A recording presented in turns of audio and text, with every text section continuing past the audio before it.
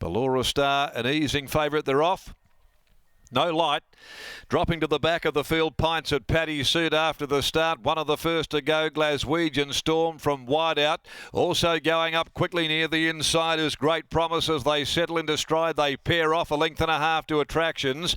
Over on the inside, RWWA. In between horses, Malolo. A length and a half, Ballora Star. Back near the inside, West River Robot. Then further back and wider on the track, Let's Go Jarpo. Dropping back in behind those. Then Hold My Wine coming to the home corner. Then back on the inside, Pints at Paddy's. Further back behind those to Gringo, Godless Storm, Power to Rule near the tail, Cassinite.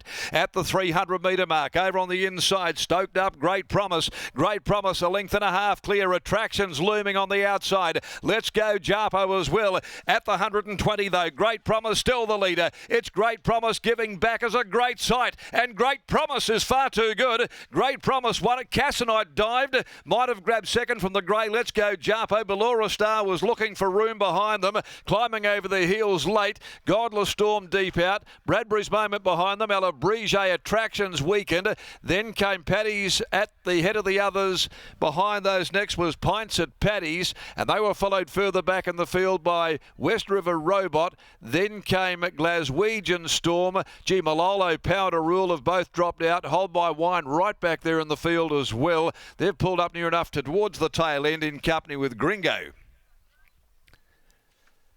So it is Great Promise first up from the stable of Jim Taylor that wins from Cassinite, and maybe Let's Go Jarpo in front of Ballora Star, who is getting home really well.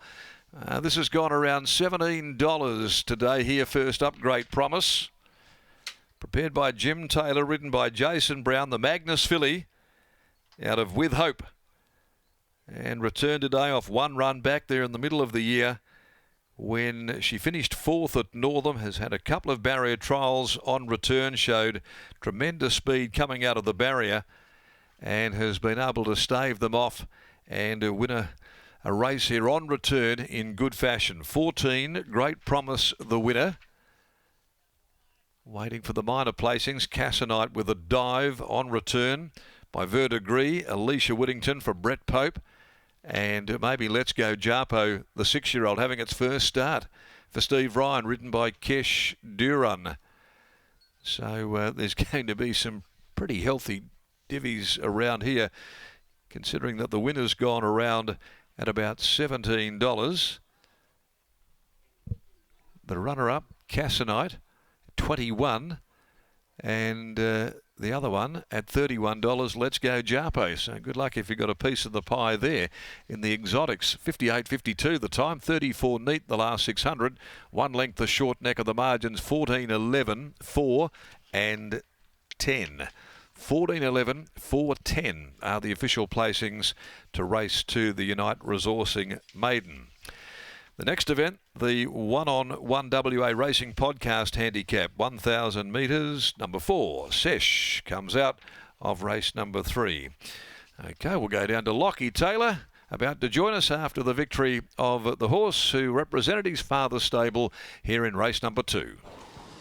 Thanks, Darren. Nice win there from Great Promise. Returns to the races today and gets the job done. Jim Taylor joins me now. Dad, well done on the win. Great Promise. Only had the one start last preparation. How's she returned this time in?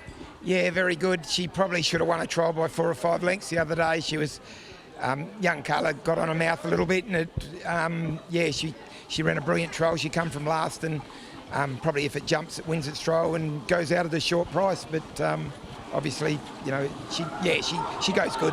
The blinkers went on in that recent trial, but they weren't on last preparation. Ultimately, do you feel like she's the type of relaxed filly that needed the shades? We've only had one Magnus filly before, and we put blinkers on her. Her name was Magnificio, and she turned into a Group 1 winner. So, no, quite promising. And a shout-out goes to Brittany, because Brittany picked this out as a weanling and actually sold it to Colin Loxton as a yearling. So I think we've got a nice filly.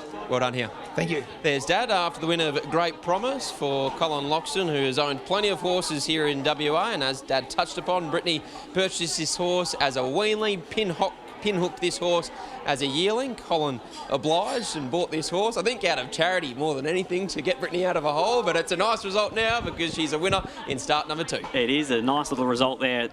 Jump and run filly. Too strong. Yeah, it wasn't really the plan to sort of go out and lead, but early it was either kick up or get dropped, so we've ended up finding our way in front. And at the top of the home straight, the one on your outside was gone. It was also 200 to 1, so you're able to pinch a break. Yeah, well, that was one thing. I didn't want it costing me, so I probably had to burn a few extra points early, but she was strong late. Sort of future. Yeah, she'll go through a grade for sure. Congratulations, well done. Cheers, mate. Ta. There's Jason Brown combines with Jim Taylor and Great Promise to return as a victor here at Belmont Park in race number 2.